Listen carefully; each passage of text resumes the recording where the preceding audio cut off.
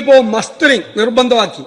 എത്രയോ പാവങ്ങളാണ് കിടപ്പ് രോഗികൾ, ആയിരക്കണക്കിന് കിടപ്പ് രോഗികളാണ്, എണീറ്റ് വരാൻ വയ്യാത്ത ആളുകൾ, ഭിന്നശേഷിക്കാരായ ആളുകൾ ഈ മസ്റ്ററിംഗ് നടത്താൻ പറ്റാതെ നിൽക്കുന്നു.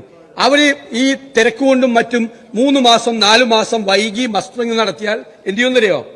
ആ മസ്റ്ററിംഗ് നടത്താത്ത പീരീഡിലെ പെൻഷനങ്ങ് വേണ്ടാന്ന് വെക്കും, ഒഴിവാക്കും. എന്നിട്ട് മസ്റ്ററിംഗ് നടത്തിയ അന്നു മുതൽ പെൻഷൻ കൊടുക്കും. അവർ ജീവിച്ചിരിക്കുന്നുണ്ടോ എന്നാണ് അറിയാൻ വേണ്ടിയിട്ടാണ് മസ്റ്ററിംഗ് നടത്തുന്നതെന്നാ പറയുന്നത്. ഫെബ്രുവരിയിൽ മസ്റ്ററിംഗ് നടത്തേണ്ടത് ഓഗസ്റ്റിലാണ് നടത്തുന്നതെങ്കിൽ ഓഗസ്റ്റ് നടത്തുമ്പോൾ ആള് ജീവിച്ചിരിക്കണ്ടല്ലോ. ഫെബ്രുവരിയിൽ മരിച്ച ആള് ഓഗസ്റ്റിൽ ജീവിച്ചു വരുമോ? എന്നിട്ട് എന്ത് ചെയ്യും? ഫെബ്രുവരി, March, April, May, June, July ഈ 6 മാസത്തെ പെൻഷൻ അവരുടെ റദ്ദ് ചെയ്യും. ഇത്ര ഉത്തരവാണ്, സർക്കാർ ഉത്തരവ്.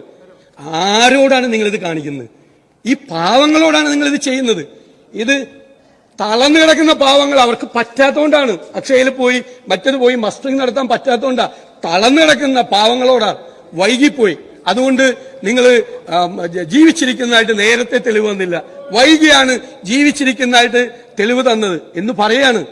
നിങ്ങളിങ്ങനെ ബഹളം ഉണ്ടാക്കില്ലേ? കാരണം നമ്മൾ എല്ലാ ദിവസവും കാണുമല്ലേ, ഈ പാവങ്ങളെ കാണുമല്ലേ, നിങ്ങളും കാണുമല്ലേ. അവര് വന്ന് സങ്കടം പറയുന്നത്, മരുന്ന് മേടിക്കാൻ കാശില്ല എന്ന് പറയുന്നത്, ജീവിക്കാൻ നിവൃത്തിയില്ല എന്ന് പറയുന്നത്.